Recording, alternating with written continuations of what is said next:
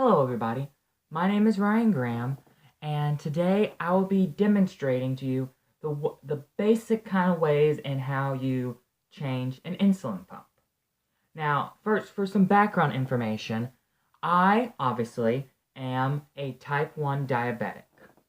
Pretty much what that means is that my body does not produce insulin anymore, so I pretty much have to give myself insulin manually. I was diagnosed about 11 years ago when I was in the 6th grade and when I was 10. Now, a pretty common misconception of diabetes is that you get it because you ate too much sugar. Now, that is commonly what happens for type 2 diabetes, but I myself have type 1. A lot of ways you can generally tell the difference is not all, but a lot of type 2 diabetics do happen to be overweight due to the large amount of sugar that they eat, which is a lot of the reason why they get it. Me, I'm not. I'm type 1 I am type 1. So I got it mostly from genetics. Now, I do not have to give myself shots every day because I have a trusty little thing called an insulin pump. Pretty much, for an insulin pump, instead of having to stab yourself multiple times each day to get yourself the insulin, you have this thing that kind of looks like, a pager or a cell phone, and I would check my blood sugar, and after I eat, I will put in what my number was. So say I was at 118. And I ate 60 carbs. So that would be kind of like 3 pieces of pizza. Okay, an average. So I would then enter that, hit next, and it would tell me that I need 8.6 units. I would hit deliver, and it would give it to me over time. Now,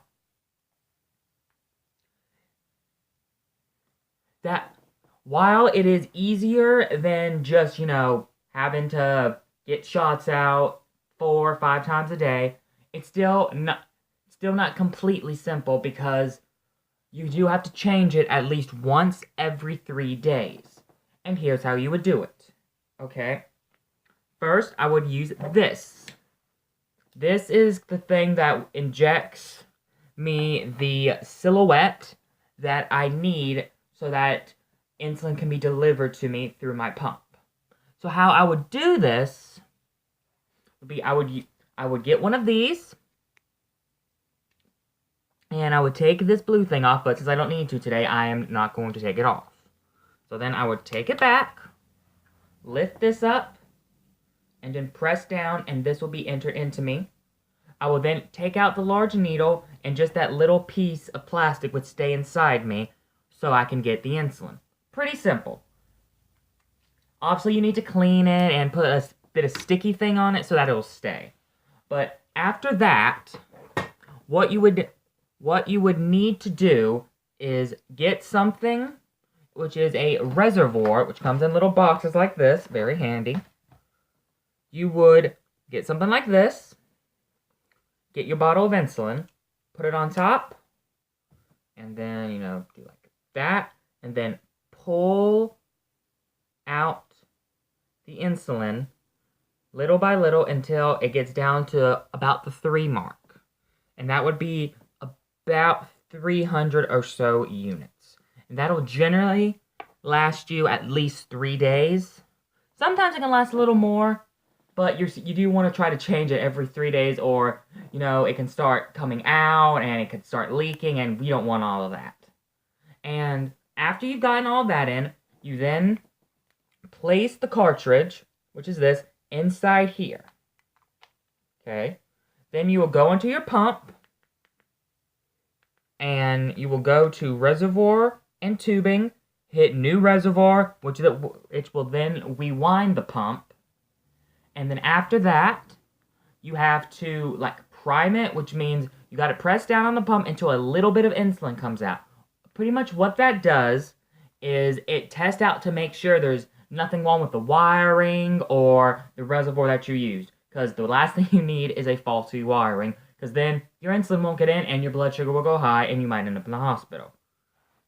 Now, while this might seem a bit difficult, it does not for me since I've been doing it for so many years. But basically, once you do it a few times, you get the hang of it really, really quick, and it just turns into pretty much a part of your daily life. So, as a bit of a review, this is easier in some ways, but also has some difficulties as well.